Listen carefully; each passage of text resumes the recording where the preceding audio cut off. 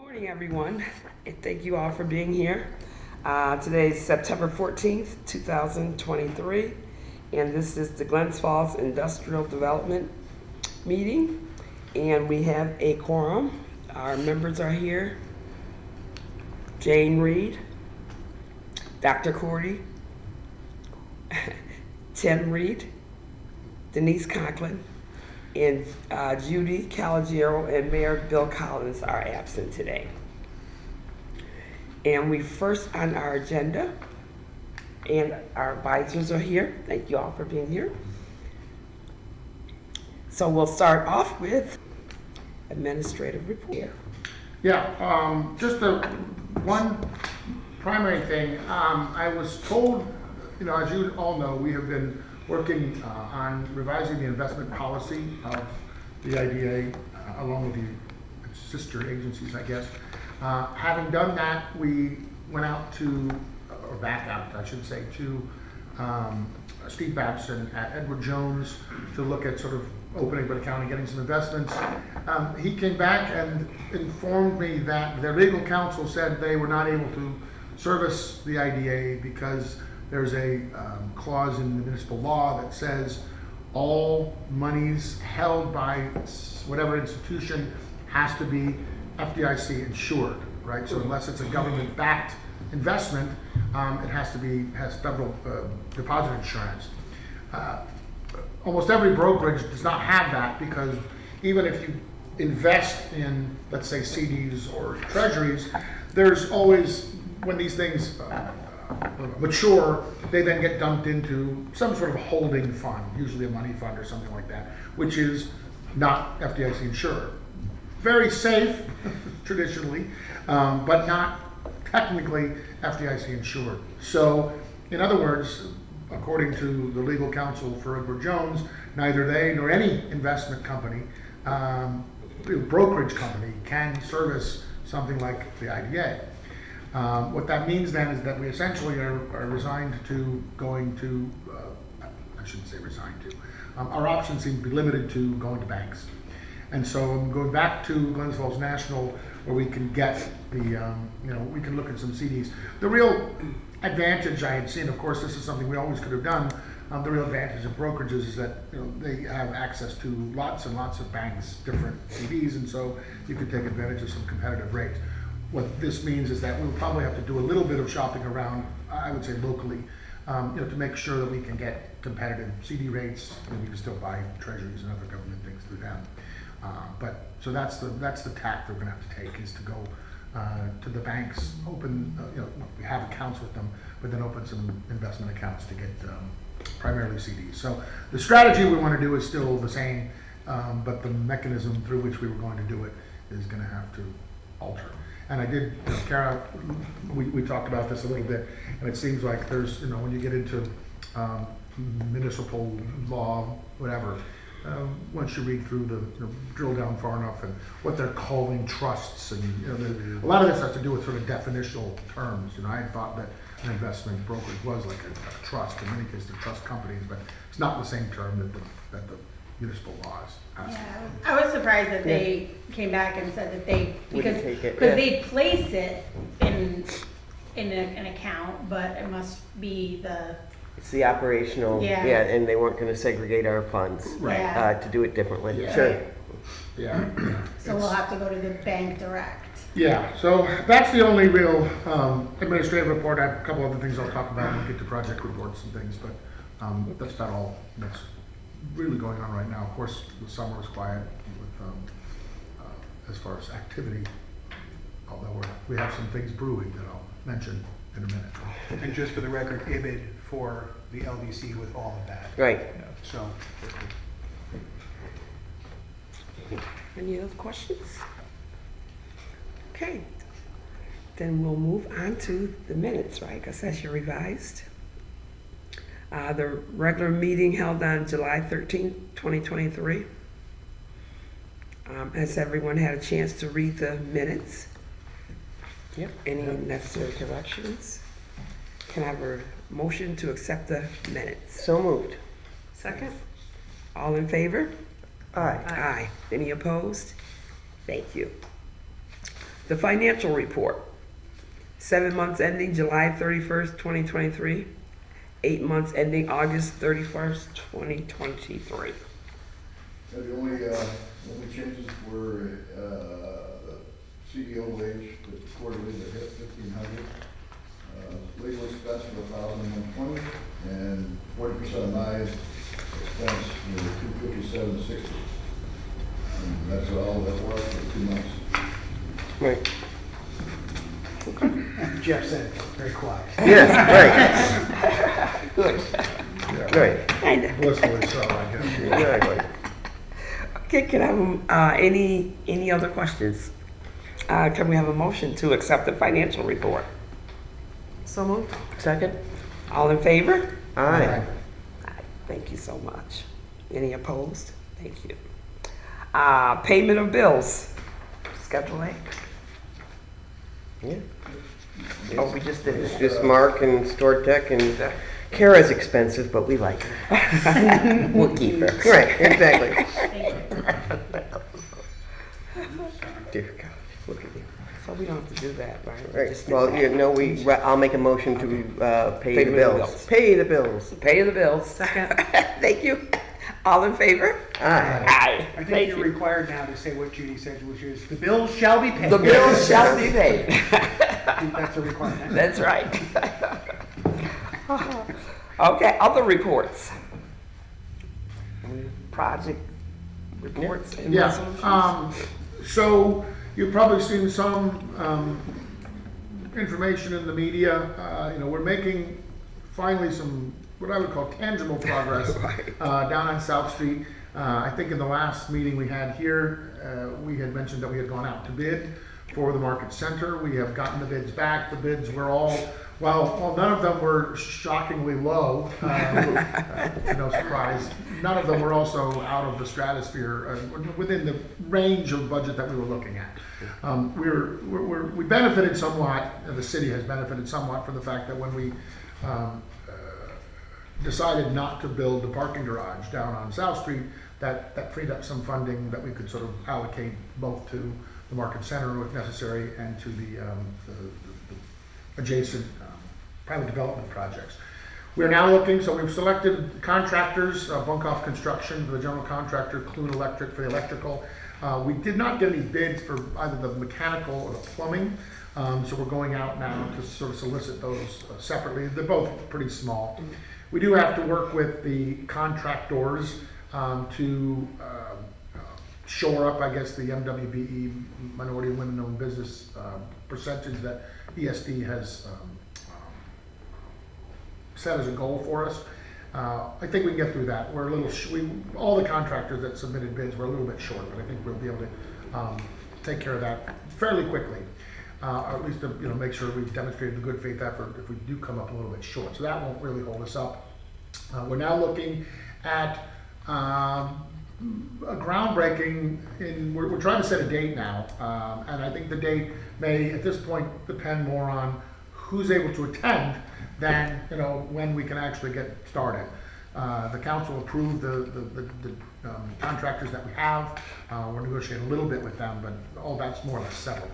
So now we're just looking. I think we're going to shoot for around the first week of October for groundbreaking. If obviously everyone we can get there. I know. Wow. Yeah, so that will be a great development. Everyone, that'll be great. There'll be no more wailing and gnashing of teeth. Good. Oh, yes, there will. There will be less wailing and Right. describe that. Meanwhile, the mayor and I met with Sonny Bonaccio and Larry Novick last week to discuss the progress on Market Square.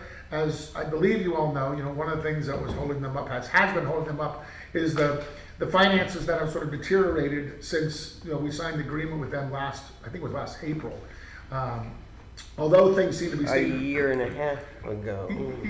last April. Yes, 2 April. Right. A long way. All right already, okay? Yes. Just being clear. Well, and just so everyone here understands, and for the record, one of the things that's happened is, as if you go back through the chronology, what you'll see is that we signed that agreement with them or approved that in this room, I think, last April. This was immediately after the first of what has now been 11 interest rate increases. Right. They couldn't begin immediately because one of the problems we had at the time was that they needed to secure historic tax credits for the incubator. They had already been secured for the other two properties, but the incubator, while it was eligible, did not have historic tax credits. Because it wasn't in the historic district. It was in the historic district, it was eligible, it just had not been, submitted. No one had Oh, ever okay. All submitted right. the things. So going through that process was lengthy itself. You go back and forth with the Park Service, who then says, you know, we'd like you to do this, and you say, we can't do that, how about if we do this? And then you go back and forth. Each time you do, the feds have 60 days to respond.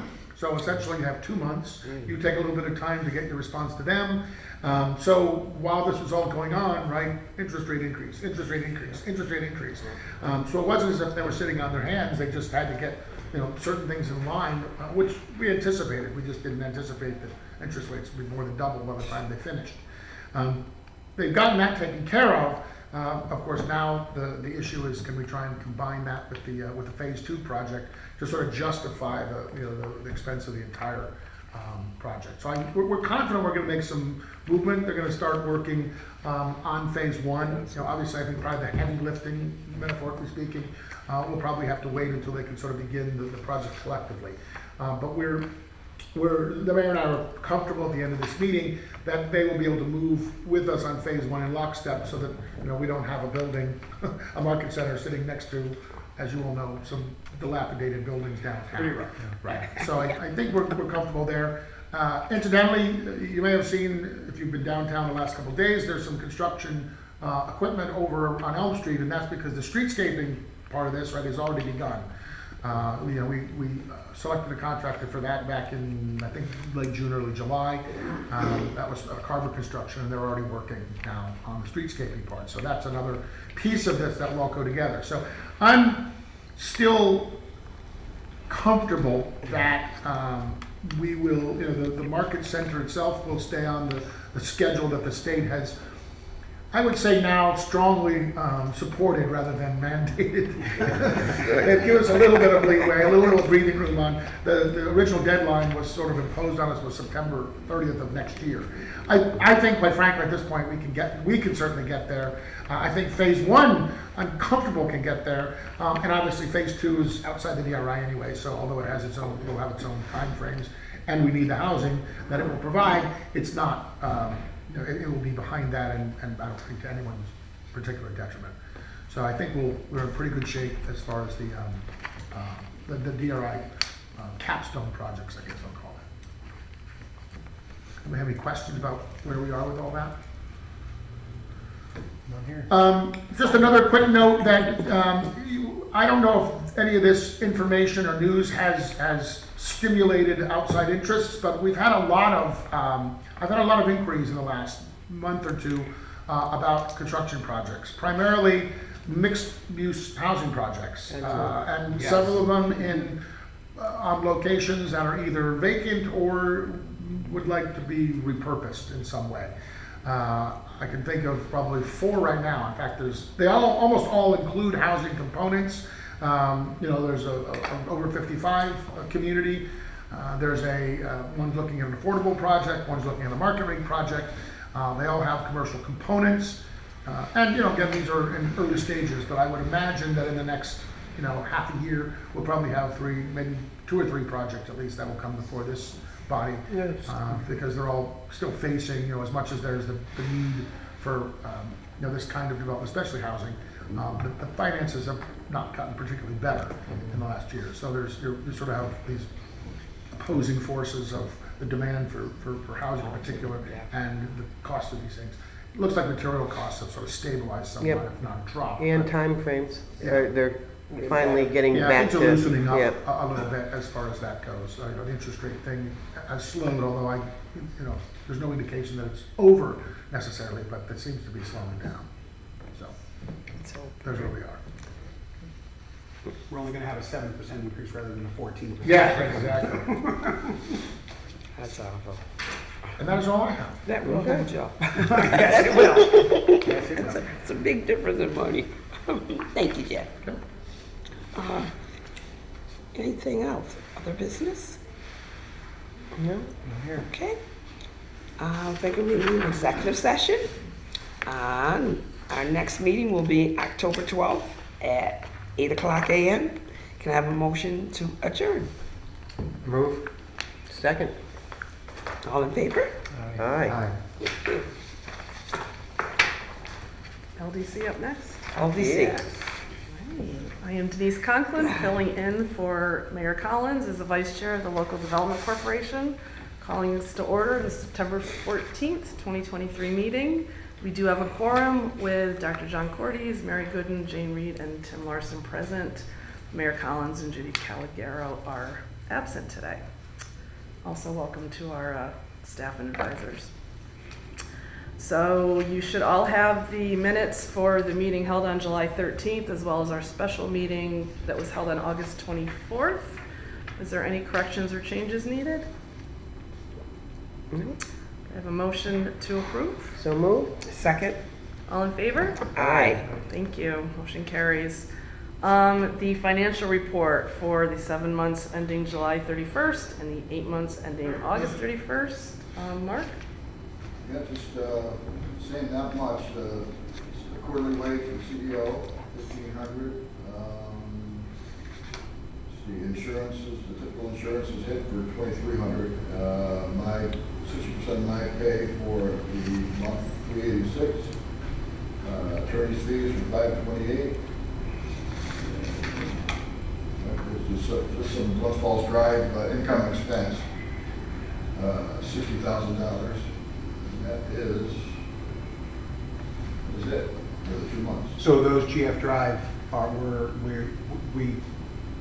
those are the pass-through money, right? Right. We've gotten money down from the state and then given them out. In fact, I think it was when you got your packets, that the 2 resolutions from the August meeting Right, we're in there. as well.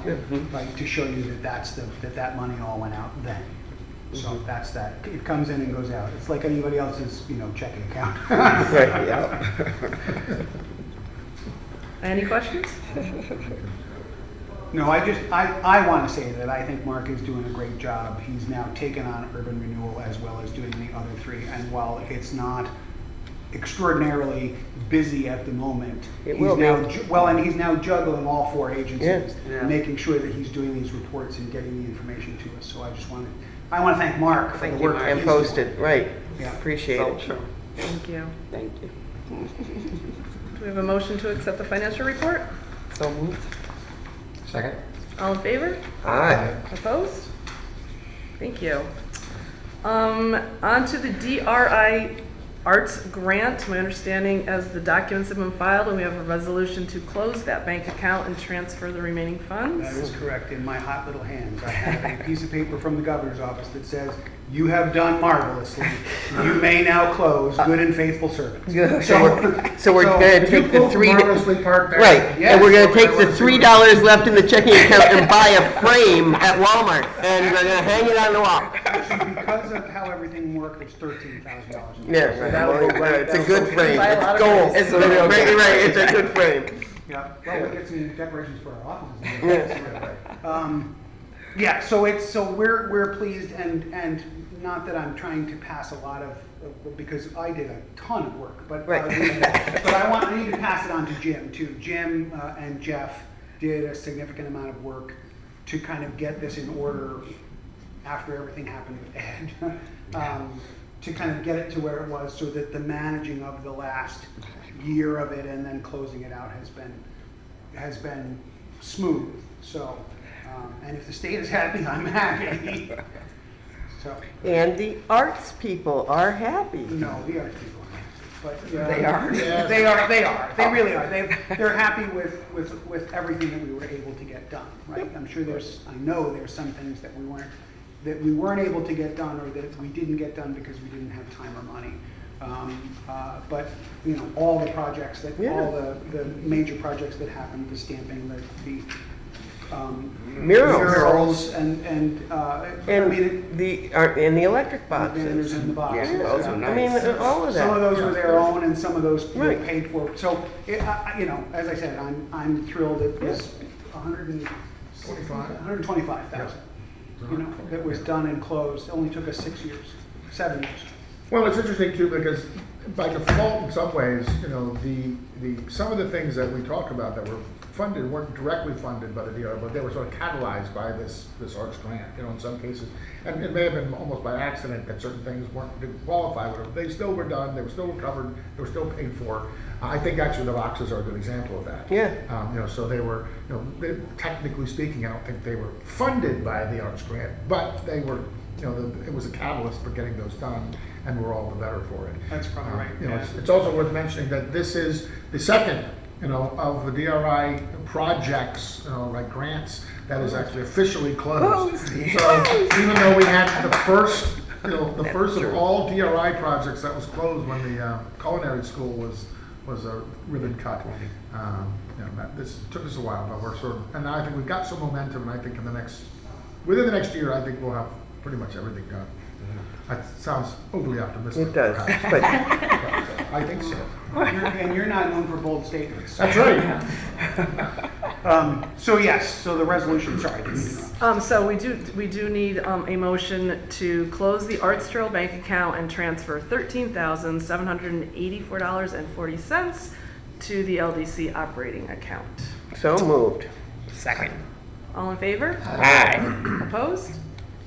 Motion passes. So thank you. This also goes toward the work that Mark and I have been doing to see if we can cut down on the 400 bank accounts that the LDC has, Yeah, one and down. see if we can, this is one, we've got two more that are probably coming in October, right, to discuss kind of how to move away from that insane reporting that we have to do. So I'm pleased to be able to close that up. Thank you. One less. Right? So someday you too can have an audit that only revolves, but they still charge you the same. Right? Yes, right. I want to do. It's 2 bank No accounts rather break. than 12. He's the same. Right. Right. Can we move on to paying the bills? Schedule A. Mark. Yeah, just, CG mails, we have 3, that total up $7,865. Town of Gooseberry taxes, under the LDC operating for $8,736. The 2023 taxes. 2 Fitzgerald bills, $112 and $560. 60% of my July, August services for $526, and the typical first insurance monthly installment for $1,157. So the LDC operating total is $11,092.10. And so that, just so that the board, again, kind of to remind you, those insurances are property insurances as well as personnel insurances. And that Town of Queensbury tax on the Tech Meadows, we went through the process of working with the town to get them to recognize the updated assessments of those properties. Originally, they were assessed at, crazy value. The assessor went through, like everybody else has went through, and did an evaluation and said, well, they're more valued at this because this is what the property would be worth, close to it, but somewhere else in the city. But this is a significant increase in what the LDC's been paying on these properties before. Pre-COVID, the total was $1,600 and $1,900 for those 8 or 9 parcels. And now they've added on these special district taxes and hooking up. As I've said to the mayor a couple of times, it amazes me that we have to pay for hookup to our own sewer plant, which is what you pay for. Because Because Town of Queensbury. Right, because it's Town of Queensbury, Yeah. going through the Town of Queensbury. So that, hopefully we can get some of that down as we sell properties in the next year or so, with all those people that keep coming to Jeff saying, I want to work and live in Glens Falls. But that's a huge chunk of change. Yeah, sure is. That's huge. $9,000 at this point going forward, and it's not going to go down. So, Wow. so I'm working on getting it down, but right now we are where we are. So, oh, excuse me, I've got to take this call. Go ahead. I'm sorry. Do we have a motion to pay the bills? So moved. Pay the Second. bills. All in favor? Aye. Motion carries and the bills shall be paid. There you go. So moving on to the BOA grant application. Thank you. Yeah, just as a reminder, this is actually an application for a Brownfield Opportunity Area Grant covering Warren Street. The city just received its final notification from DOS that the other BOA we have, which was the South Street corridor, has been approved finally. So that's a final a designated BOA. This one is one that we conducted, actually Ed, when he was still in Yeah, I was going to office, say, we did this ages ago. yeah, it's a three-step process essentially, where you do a pre-nomination study, you do a nomination study, and then you go through the grant, yeah. the nomination process with DOS. This was an application to conduct the nomination study, or step 2, if you will. Right. That we're using the LA group down in Saratoga Springs, Jim Martin, who had helped to conduct the original one. And so I do not particularly know, I think this was done through the LDC because the first one was done. Right, through so the the, LDC. so the history of it is, you know, oh, sorry, go ahead. That's right. No, go ahead. No, I know. So, I mean, I think that's why this is chosen as the, why the LDC is underwriting the cost of the Correct, application. because the goal was the focus was, one, this is kind of right in the wheelhouse of the LDC when it comes to figuring out how to redevelop. In this case, it's the Warren Street corridor, right? So it's from the circle, it's all of Ward 1, but it's from the circle all the way out to the city line, which includes City High Cement, which includes, you know, all of the riverfront. So there's the expectation would be that even though that the LDC would be very involved in the process once the application for the nomination is done.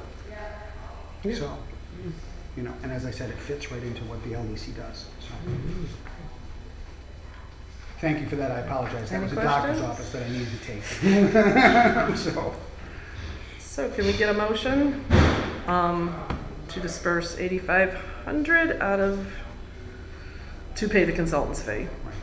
Move. I'll second. All in favor? Aye. Motion carries, thank you. So, sidebar with Pat just for a moment.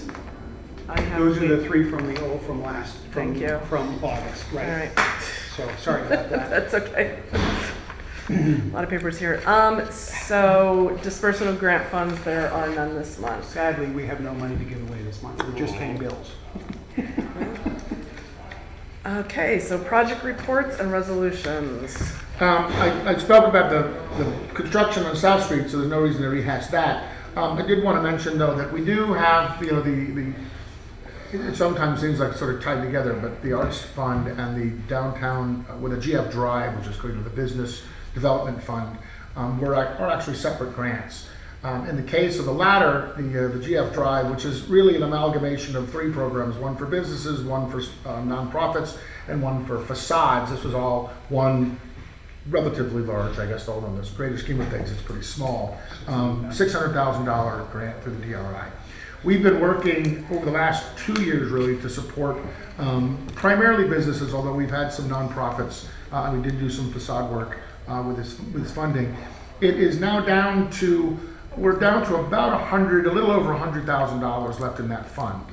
We have asked HCR, Homes and Community Renewal, if we could extend that just a little bit, primarily because we have one particular project that I think is in great need of some support, and which this money could be used to support. More specifically, it's the Wood Theater is looking for some assistance for their HVAC system. And so they need just about the amount that we have. We've also had some contact with the Park Theater to see if we can help them with a small project. But we're looking to ask HCR if we can extend that just a little bit longer to expend the rest of those funds. One of the things I really like about it is the fact that these are both nonprofits, and so, you know, the lion's share of this money has gone to businesses simply by dint of the fact that it was easier for us to facilitate those things. We had some challenges. And they asked. We had them in there. Correct. But you know, we had done some initial nonprofits, had some weren't able to sort of find any projects that could be used. So this is a nice little piece if we can sort of balance the scale a little bit toward the nonprofit, which is what the fund was It's less designed to than do. half of the Yeah, cost, yeah, sure. of the cost to do the work at the Wood, right? Which is a significant attraction for downtown, both for, both for shows and for the kind of ancillary business that happens. Yeah, and I think if I'm not mistaken, both of these projects are well under the threshold of what we are supposed to, what we are allowed to support. I think they're set up as 80-20. These are both Right. more like 50-50, so it's a good leverage use of funds as well. Thank you. Small Business Recovery Fund? So this is another great program that is now ended. 11 businesses and roughly $295,000 was given out to 11 businesses to support their growth out of COVID, right? So these are to support the changes they had to make based on their changes, to support the changes they had to make in order to kind of grow out of COVID. I do need to mention that you all know that the mayor had applied for a waiver to get grant money for his business. That waiver was denied. The state denied it. So there's a little bit of kind of money left that we're trying to figure out if there's a better way to use it, and the state kind of doesn't want it back because apparently it's a headache for them to bring it back in and reclassify it. But the issue for us at this point is Jeff has been so good in giving money away that's not his. That there's As instructed by the so we're there, but in any case, that program is ending. We will have at the next meeting, I anticipate we'll have the letter from the state saying you've done well, good and faithful servant, and we'll move on from there. But it's been, as far as I'm concerned, it's been a significant success. It put $300,000 into businesses in the community, which is a great thing. So I just wanted you all to know that. Thank you. Is there any other business to come before the board?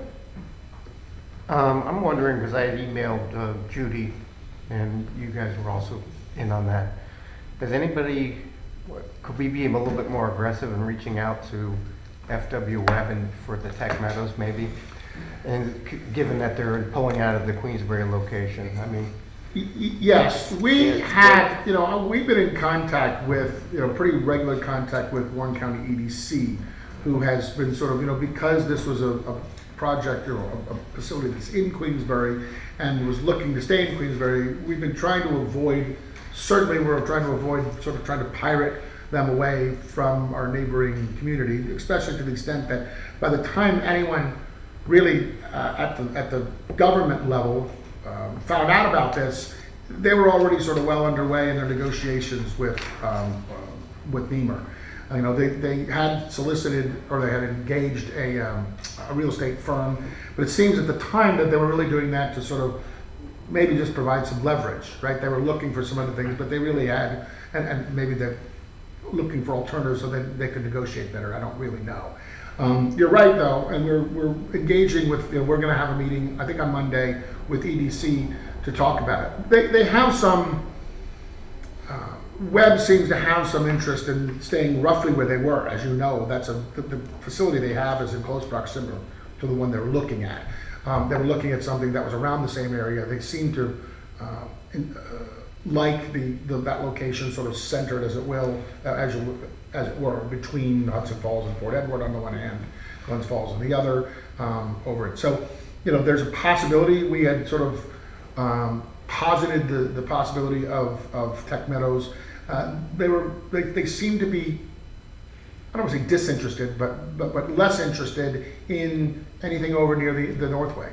And I think that's just the proximity of having to get through traffic and things like that for perhaps their clientele. They have more over in the farther eastern areas. So we can re-engage with them, but I think we're going to have to sort of, the book is open again, so certainly we want to sort of make sure that they're aware of opportunities that the city has for them. Anything else? Do we have a motion to adjourn? So moved. Second? All in favor? Aye. Thank you. Our next meeting will be Thursday, October 12th. Right around the corner. Yeah, they are coming up quicker and quicker. Mhm.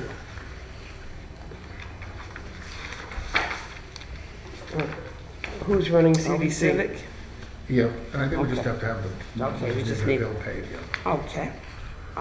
We're bringing Glens Falls Civic Development Corporation, meeting. The board's here, we have a quorum, and, welcome to our key advisors and staff, guests. We really don't have a lot for here. I think the only thing we need to do is just the bills. Okay. I think you need to approve minutes. Minutes. Oh, Minutes yes, of I'm March. sorry, here, okay, here, read. Can I, has everyone had a It's chance very to, small. I'm sorry, it's very small print. has everyone had a chance to read the minutes from the, March 30th, 2023? Yes, and I move to approve them. Second. All in favor? Aye. Any opposed? Thank you. So moved. Financial report, 8 months ending August 31st, 2023. No changes whatsoever. Great. We like that. I object.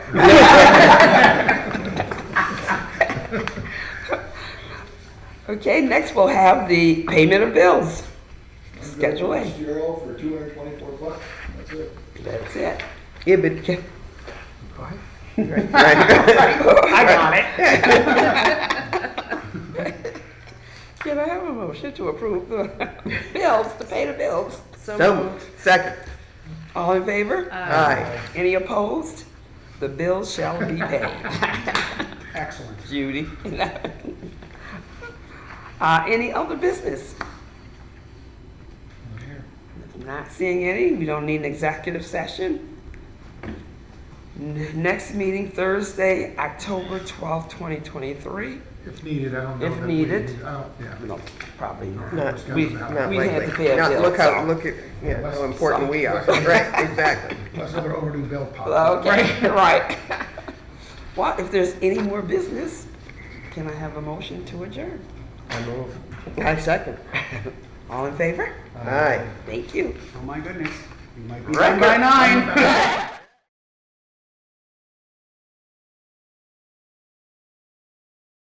Urban Renewal Agency meeting of September 14th. Oh, dear God, sorry about that. Of September 14th, 2023 to order. Other than Judy and Bill, the members are here and the review committee members are here, so we're here as our welcome, and I also welcome our staff and key advisors and consultants and guests, same as before. We have no chair report. We have one meeting minute to approve, which was our May 11th, 2023 meeting where we were all given our roles. That's the only action that happened at that meeting, but you got the minutes, so would somebody please give me a motion to approve them? So moved. Thank you. Any changes, additions, corrections? If not, all those in favor? Aye. Aye. Opposed? Thank you. We have our 8 months ending August 31st, 2023 financial report from Mark. Anything? No changes since May. There you go, because we're so active. If not, could I please have a motion to accept our no changes since May report? So move. Second. Okay, thank you. All in favor? Aye. Opposed? We're in business there, and we have pay. Pay our bills. So you have Schedule A. We have a check to write for 3 bills from Fitzgerald, Morris, Baker, and Firth. Let us remember they are our kind hosts this morning, and they do have free pens. So if I could get a motion to approve the payment of the bills.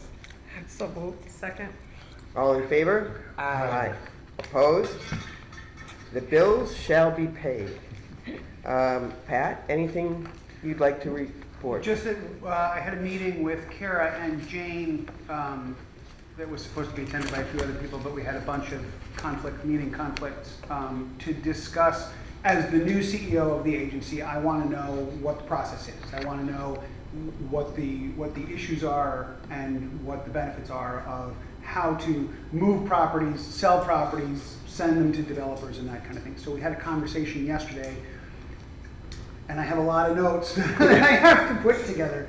But basically, I'm hoping that in early November I can bring a list of properties to the board, to the property review committee first, and then the board, to have this conversation about what we can do. The city has somewhere in the neighborhood of 70 different properties in the city. Many of them are slivers of, that were cut up because of the way the houses came. There's a certain number of buildable lots that we're trying to figure out, and then there are 2 homes that the city has taken in foreclosure, tax foreclosure proceedings. So with all of that, there's a bunch of different ways that we can get out to communicate, that we want to basically sell these properties or, figure out a way to get them back on the tax rolls, which I know is both our interest and the council's interest. It's been a little while. We were appointed in March and approved in May, and so it's been a little while longer than I anticipated to kind of get to this point.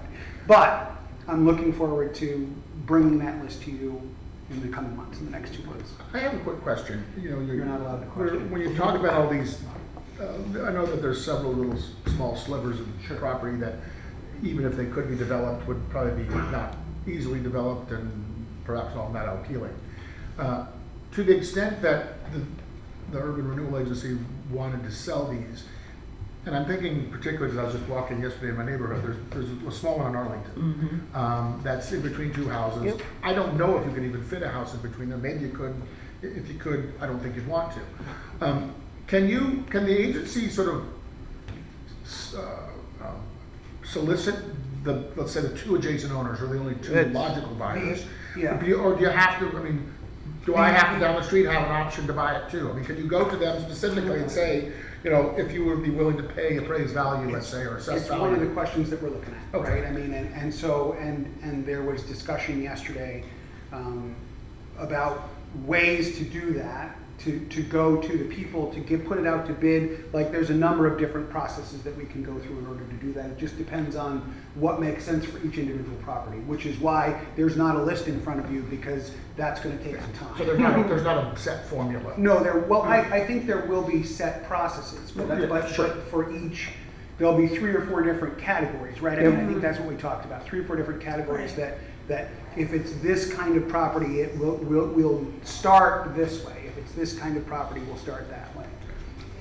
So would there be any problem with, like, say you have that small sliver and the only house you could build is something really small and out of proportion with the rest of the properties, in theory may affect the property values Correct. adjacent to them. Yep. So Yep.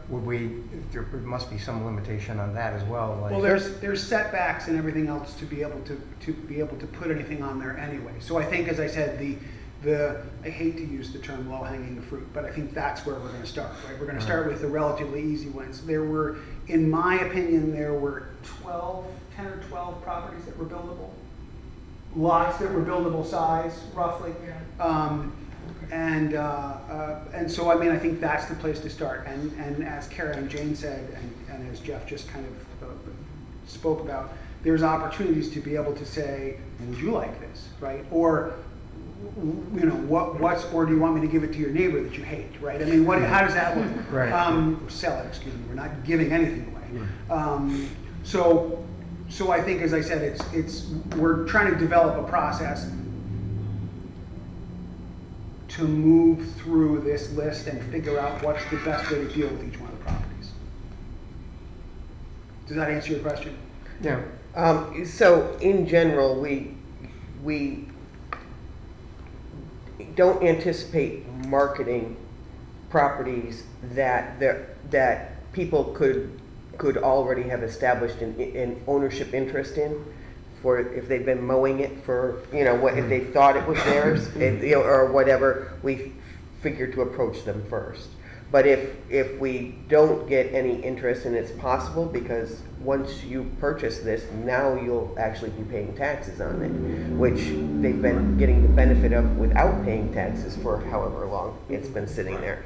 So they may not be interested, the contiguous property owners, in which case we're going to have a plan of what we do next, because the liability of that parcel remains with the city. The city gets no benefit from it, so we have every interest, every reason to try and handle, if people currently benefiting from it don't want it, somebody else will. Right. And we're not gonna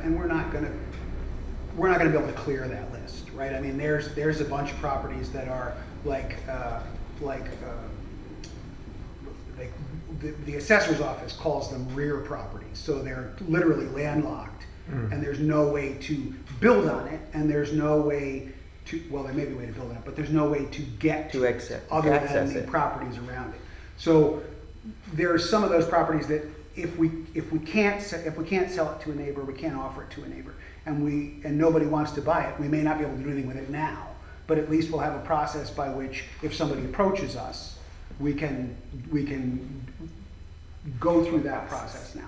The city, I believe, has its own process to do that kind of thing, but it seems to me to make more sense that that's the mission of this. I would think on those marginal properties that you really can't build on, that you would maybe approach each homeowner adjacent to it and say, we're gonna split this lot in half at our cost, we'll do it. Oh, that's a great idea. And you can have it, so then they're not gonna, one of them isn't gonna absorb the full cost, and then have. How did we end up, how So- did we have a sliver of land that's not buildable between existing lots? So back in the early they were developments. Every ward had them back in the 30s and 40s, where the subdivision plan was approved. They had all these properties that were going to have roads leading to them. The developers started, and my guess is in the 40s, the market crashed. The roads didn't get built because the back portions were the second So thing. these have been around for a long time. Forever. This is not something And that we acquired. And from by what- okay. process of law, Okay. the entity that those subdivisions are in, once they've been approved, the entity ends up being the owner if the developer abandoned, which a lot of times. So we ended up being the owner of parcels that people have literally thought were theirs and have utilized as their own property. Well, that raises the next question. Which that is a you problem. alluded to, which is adverse possession. Right. I mean, like, if you have a yeah. parcel that's surrounded, let's say, by 4 houses, just for one of a better argument, and you said, well, this neighbor has been acting like it's his for the last 40 years. Do they, We've had because this, they were the most assumptive of the property, then have better claim to adverse possession? we've than actually people had who suspected this that it wasn't theirs? issue arise in the last 10 years. The city had this happen, and one of the contiguous property owners had actually put a built-in pool in city-owned property, and so the next door neighbor, when they found out that they didn't have to allow that to continue, brought an action to try and make them remove their pool. And the city was I think that came before the zoning board at one point. Oh, yes, because the other issue is that there are rules and regulations on minimal lot sizes, so subdividing some of these properties violates our own regulations. And so we would literally have to get a variance from our own regulations in order to make these itty bitty tiny lots that we will then give to people or whatever. So, I mean, Not it's. give, sell. Hmm? Not give, sell. Right. Well, interestingly enough, though, even if you give it to them, you're getting the tax revenue from it. Yeah. I mean, so we're not going to give Well, it away. and- Well, if your choice was a landlocked property, you're either going to give it away and get the taxes from No, it. I have an or answer it's for all that $100. too. Because some of these people will just say, I don't want it. Right. You can't make me, whatever. In which case, I say, so then we fence it and call it a dog park. Yeah, thank you, that was sort of a joke. Right, sort of a joke, but, I mean, what, There's clearly a lot of issues that yeah, we need we to kind of we're gonna be consider a and busy little discuss agency, as is what we go through, figured. The goal for me, not to take anything away from anything else that they've already done, but as in the other hat, as community development director, right, I think this fits very well into that process of what can we do to make the neighborhoods better? What can we do to provide tax revenue to the city, but also to be able to say to people, look, we've got these opportunities. You didn't realize it before, but you could now put 2 swing sets there. You could put a pool in. You could whatever you wanted to do, right? If you had that extra piece of land. Right. So we did look at as I said, I think to Jane and Carol, I looked at a couple of the properties online, and there's one, right, that's beautifully sized and everything else like that, and you go online, and the adjacent properties are like this, right? So you come into the property, and there's a cliff. right. So It looks that's fine on one- paper, but, Right. right. That's right. So that's Right. one that you'd have to say, okay, Well, what do Arlington. you do with Yeah. that? And- Exactly. Yes, that's where it is. And you have to figure out what if anything you can do with it, right? So that's what the committee and then the board, I'm hoping, is going to be able to do with, through this process. And it's going to take time, right? But I'm excited to get started. I'm excited to get moving with some of these things and see what we can do. So, and now.